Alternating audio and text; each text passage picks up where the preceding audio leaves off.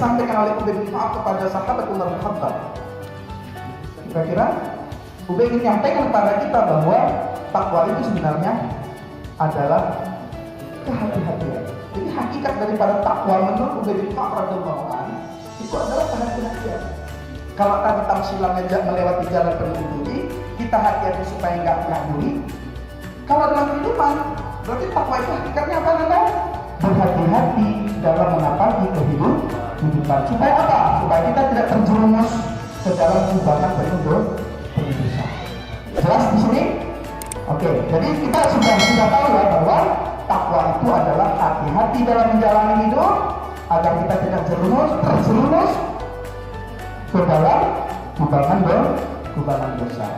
Cuma persoalannya adalah bagaimana cara kita mengekspresikan kehati-hatian itu dalam hidup. Tadi kan katanya belum bisa menjamin bertakwa kan? Setelah sekian tahun kita berpuasa, kita sama sekali belum berani menjamin diri kita sudah bertakwa. Berarti itu hakikatnya apa? Jangan-jangan kita merasa bahwa kita ini orang yang belum berhati-hati dalam menjalani hidup. Hal-hal itu kadang-kadang kita tidak berhati-hati. Jangankan makruh, perkara makruh apalagi mubah, yang halal saja masih sering sekali kita abaikan.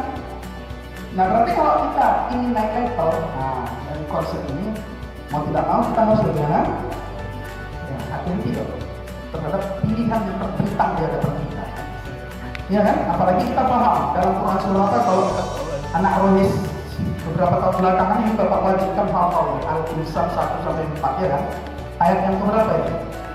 Inna hadainahu sabil. Oh, yang ketiga, yang kedua.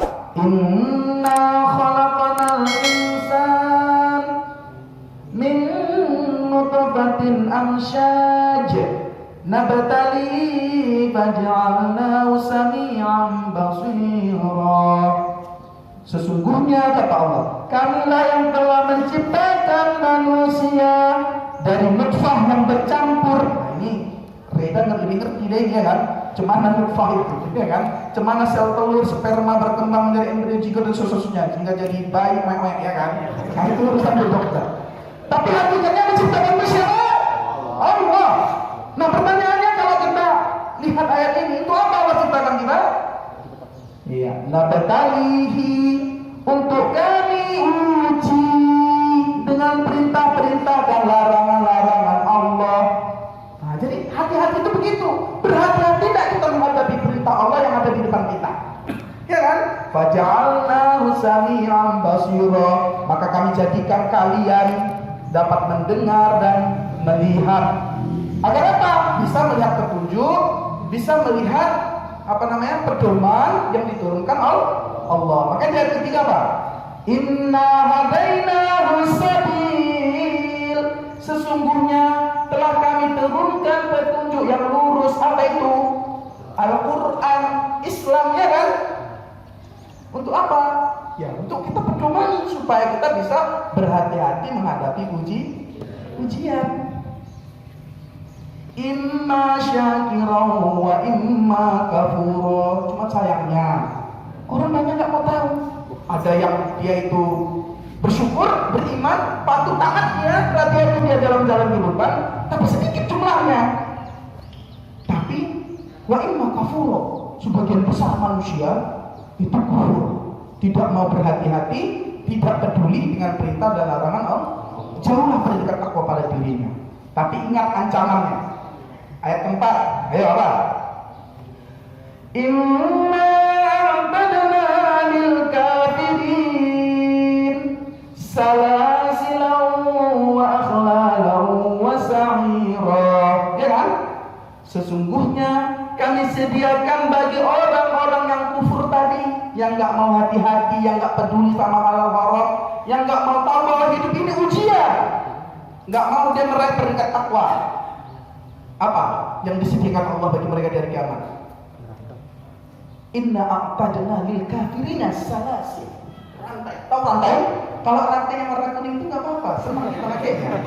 Ini rantai dari besi yang berat, yang kita nggak bisa kemana-mana. Salasil. Wa aghlala, belenggu. Udah lagi rantai, Belenggu itu megah, kok nggak bisa? Udah dirantai bergerak lagi nggak bisa. Tahap-tahap aja udah dipasang sama tubuh kita. Dan yang lebih menyakitkan lagi, wasa'iro. Mereka itu dibakar di atas api yang menyala. Lah koko.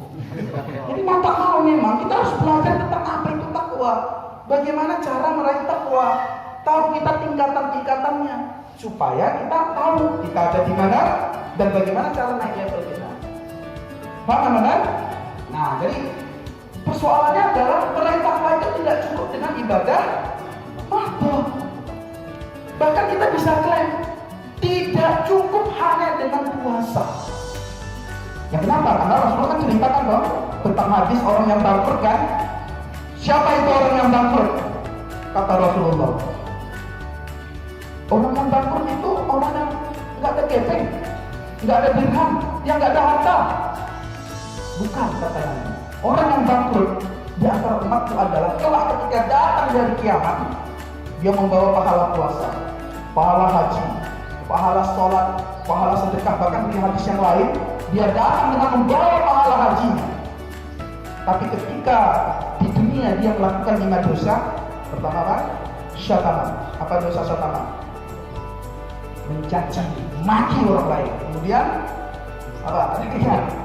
Ayo, kajian tulis. Apa? Al-kadzab, memfitnah, berbohong, menuduh orang lain, ya kan? Kemudian apa lagi? Akala malam. Semasa di dunia dia memakan harta orang lain.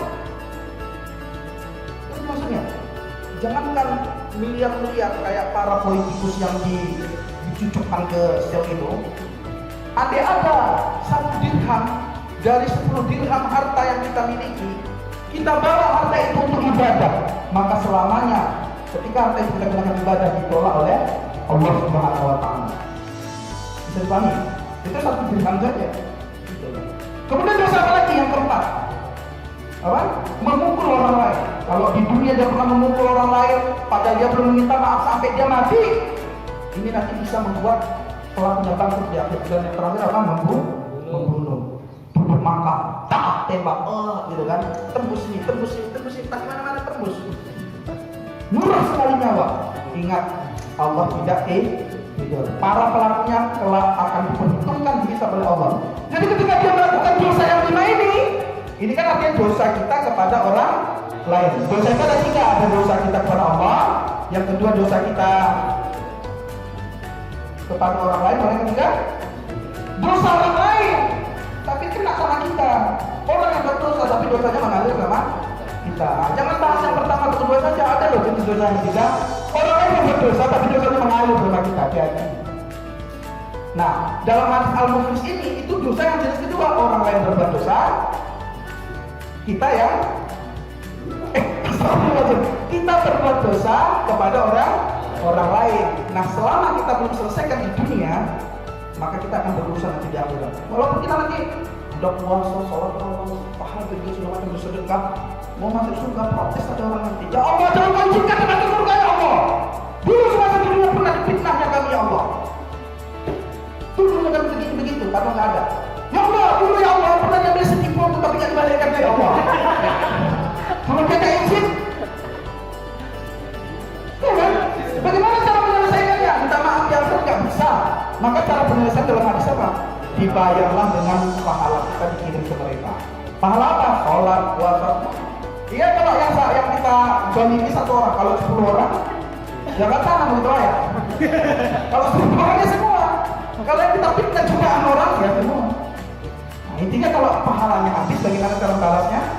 Dosa orang itu sama kita. Yang awalnya harusnya masuk surga gara-gara melakukan 5 dosa, dia akan masuk neraka. Itulah orang bangkrut. Makanya kita berani klaim meraih takwa tidak cukup hanya dengan ibadah mahdoh.